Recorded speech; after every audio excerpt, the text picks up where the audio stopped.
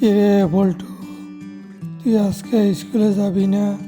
তুই যে বাড়িতে ঘোরাফেরা করস। না, সে আজকে স্কুলে যাবে না। কেন, কি হয়েছে? স্কুলে 6 মাসে বেতন বাকি পড়ে আছে। মাস্টার মশাই বলেছে বেতন না দিলে স্কুলে না যাওয়ার জন্য। তাই সে স্কুলে যাবে না। আগে বেতন দিতে হবে, তারপরে স্কুলে যাবে। তাহলে এই কথা, ঠিক আছে, কালকে বেতন পেলে স্কুলের বেতন সবগুলো দিয়ে দিব, বাকি রাখবো। আসসালামু আলাইকুম কাসেম সাহেব, কেমন আছেন? কি খবর আপনার? আলহামদুলিল্লাহ, আমি ভালো আছি। আপনি কেমন আছেন? কখন আসলেন? আলহামদুলিল্লাহ, আমিও ভালো আছি। এই যে এখন আসলাম। আচ্ছা কাসেম ভাই, এখন আমি আসি, যাই কাজ করি।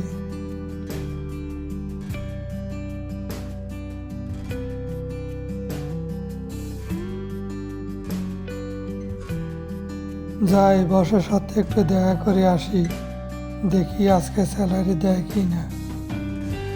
গুড আফটারনুন বস, কেমন আছেন? ভালো আছেন আপনি? আমি ভালো আছি, তুমি কেমন আছো? ভালো আছো? আলহামদুলিল্লাহ, আমিও ভালো আছি। স্যার, আজকে আমাদের বেতন হবে? হবে হবে, আজকে তোমাদের সবার বেতন হয়ে যাবে। আমি ব্যাংকে তোমাদের অ্যাকাউন্টে সব টাকা পরিশোধ করে দিব। আচ্ছা স্যার, তাহলে এখন চলি, ভালো থাকবেন। ঠিক আছে, তোমরাও ভালো থেকো। কি হলো, কই গেল?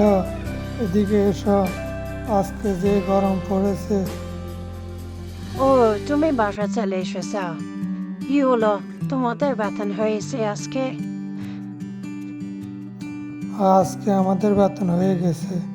আচ্ছা বলো দেখি, বাচ্চারা কোথায়? ওরা খাওয়া দাওয়া করে ঘুমিয়ে পড়েছে। তুমি হাত মুখ ধুয়ে নাও, আমি তোমার জন্য খাওয়া রেডি করে দিচ্ছি। ঠিক আছে, তাই করো।